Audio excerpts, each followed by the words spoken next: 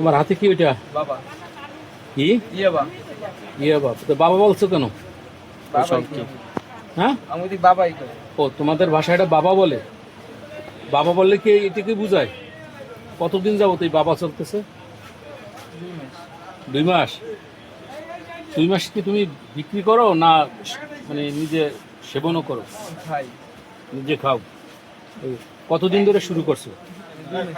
তোমার ওস্তাদ কে? আমার উস্তাদ ওস্তাদ তো একজন আছেই যে যার কাছ থেকে তুমি খাওয়ার আচ্ছা, যাই হোক। তুমি কোথা থেকে কেন? বালিয়ে বাংলা বালিবাং। কার কাছ থেকে? হাসিবের কাছ থেকে। হাসিব বিক্রি করে? আর কে কে?